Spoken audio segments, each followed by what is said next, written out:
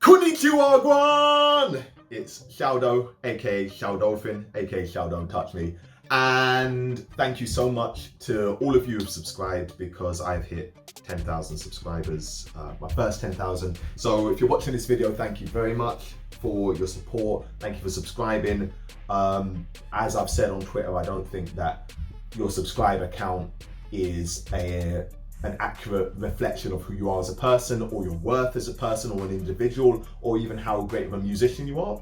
But it's a nice milestone, so thank you so much. I really appreciate it, and hopefully I'll see 20, 30, 100,000, etc. So yeah, I asked everybody on YouTube, Twitter and Insta to help me out with a Q&A, because I thought it'd be nice to do something a bit different for hitting 10,000 subs. So yeah, I'm gonna answer some questions. I've had a quick look at them. I've just picked some of my favorites, and yeah, I'm gonna answer them. I wanted to actually answer them while swinging Nunchaku around, but the ceiling's too low, so it's not gonna work. I'll tell you, you can't do it here. Look, see, it's problematic. In fact, ask me the first question, please. I'll see. What inspired you to get into all these diverse works, such as Japanese speaking, being a ninja, and rapping? Well, what inspired me to get into all of this was literally I wanted to represent myself and just put out my own worldview as an individual, as a human being, as an artist, as somebody who had something to say. And I wasn't really hearing anybody else represent that view or say it in the way that I wanted it to be said. So I just figured, yeah, let me do that. And it was actually whilst I was out in China training in Kung Fu that I really started developing my rap style and my lyricism and stuff like that. So yeah, it's not a case that I'm a ninja, or I rap in Japanese, or I do manga or anything because it's cool or that's what's popular or anything. It's just what I'm interested in, and I'm just trying to be me, Favorite anime character? Favorite anime character? I would say that would be my dude Luffy over there. Absolutely love One Piece. Always inspires me and helps me to, just remember that I've got goals, ambitions, and it's possible to strive towards them and achieve it, Pineapple on pizza, yes or no? Hell no! When did you start watching anime, and what is your favorite manga anime? I'm really trying not to break the light bulb whilst I do this. Okay, so when I started watching anime, when I was about 11 or 12, I went to New York for the first time to visit family, and whilst out there, Dragon Ball Z came on the TV, and I'd never seen anything like this before. Never seen anything. Like, it was manly, there were people fighting, kicking each other in the face, it was all like, you know what I mean? And I was like, oh my gosh, I love it.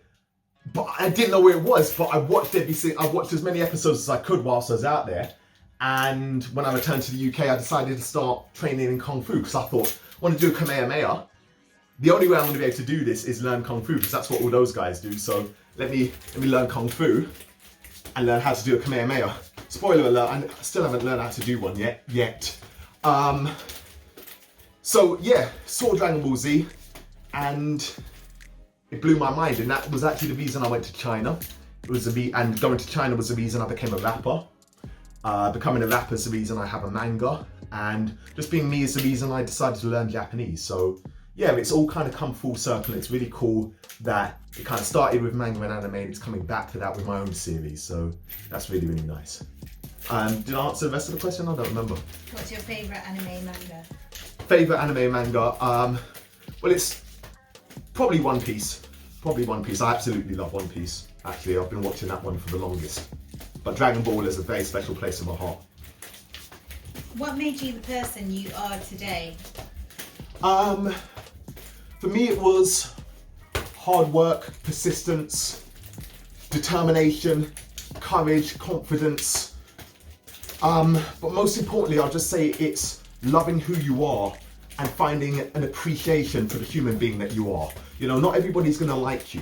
And God knows, when I was making my way through school and college and everything like that, I struggled with that. It was tough, realizing that people just don't get along with you for whatever reason, and that's entirely up to them. Everyone's entitled to their own opinions. But so long as you like yourself, I think that's the most important part. You've got to find love for yourself. You've got to find appreciation for yourself. You've got to start by liking yourself and then finding love for yourself before you can expect anybody else to. And I think that's really, really important. And again, whilst I was out in China, whilst I was training, that was where I really started to discover who I am and who I was and who I wanted to be, and really start to put thought into that whole process. And I think that was absolutely instrumental for me, you know, and I would really encourage anybody who's maybe struggling with their own identity, who's trying to find out who they are, what their place is in the world, just take some time to really discover that and take the time to really appreciate who you are. And when you can do that, then you start to think, okay, what can I do? What is it that only I can do that no one else can? How can I represent myself? How can I do what's been done but in my way? And fundamentally, that's all I'm just trying to do in life, you know, just share my passion with as many people as possible. So yeah, I guess that's what's made me who I am, but I do believe that's what can make you who you are as well. Obviously, you can't swing Nunchaku and answer questions like me though. Anyway, let's go. When you're making music, what is the hardest part for you? Hardest part for me is just coming up with a decent concept, coming up with a general idea for the track and what it is I want to rap about in general. After that, it gets easier, but I'm really, really specific with my... I can't do the behind the back thing because otherwise I'm going to smack the ceiling. I'm really specific with my lyricism, and everything is it's really important to me. Everything rhymes, it makes sense. If I'm rapping in Japanese, it still rhymes with the English, you know, so... and it still also makes sense in Japanese as well. So yeah, really the whole process I find difficult, but it's kind of like a puzzle for me. It's like a really complex puzzle, and I just have to find the right pieces. And when it's the right piece, I know. But it always starts with me just coming up with a decent concept, first of all, and then I go from there. How long have you been making music? I've been making music for over 15 years, easily over 15 years, between 15 and 20 years certainly, and been full-time as in music is my job and this is what I do for definitely over 10 years. Definitely over 10 years, but every year things get better.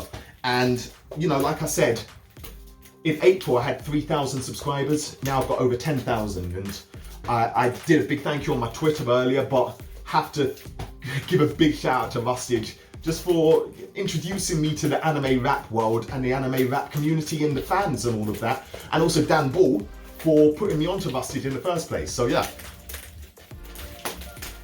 Can you put the meaning of what you say in Japanese out there? Okay, yeah, I know a lot of people want this, and I'm always debating. The reason I don't instantly translate the Japanese is because I feel as English speakers, we're very spoiled. We expect everybody to speak our language. We just think that everything's going to be translated for us. But then you think about all the other people who don't speak English as their first language, they don't get that same treatment. So what makes us special as English speakers? But having said that, I know a lot of you want to know what it was I said. So on the Inosuke track, I come in with Sugoi daro, ore wa shobu shobu da. Chototsu moshi ni ima sugu da. Hashibira Inosuke. And Sugoi daro ore wa is basically incredible, aren't I? I'm awesome, that kind of thing. It's something he actually says in the anime, so I repurposed that. Then shobu shobu da. Shobu in that context is I'm effectively saying fight me. But like really, like fight me, you know? And then Chototsu is his catchphrase. In English, I think it's something like coming through or something like that. But Chototsu translates as wild pig assault.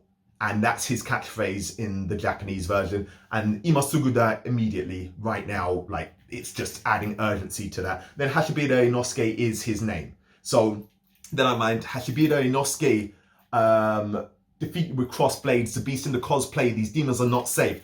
And I thought that was cool. Mad lad with no skill, mad lad with no chill, the most skill, I go kill mountain Oni till they molehills, I headbutt your hold still. Oni is demon, mountain as in, you know, climbing on them, but also mountain as in a big thing to their molehills. And then the last bit was kedama no kokyu, which is beast breathing. So kedama no kokyu, as long as it's beast breathing. Nice and easy. Then on the Dragon Ball Villains one, I said omae no chichi to haha karos. And I love that. It's actually a really dope line. And it annoys me that I didn't explain it, but I'm explaining it now. Omae no chichi to haha karos. So in Japanese, chichi is father and haha is mother. So I've said omae no chichi to haha karos, which means kill your father and your mother. And then I said stepped on chichi and haha a lot. So I've taken chichi and haha and then flipped that back round. I'm dope! But yeah, there will be more, but I'm not gonna always rap in Japanese. I don't want people to expect me to rap in Japanese. If you do, then I'll stop doing it. I like to be unexpected and I like to do things in my own way. And I just think it's cool, fundamentally. Do you have a sword? I have many, but I don't know if I should show them on YouTube because I've only just been accepted into the partner thing and I don't want to get kicked out of it straight away for like brandishing weapons. So yeah, just know I've got a lot of swords. I've got about, well, I won't tell you how many. Just don't come to my house with any badness and it'll be all right. What was it like being on Ninja Warrior?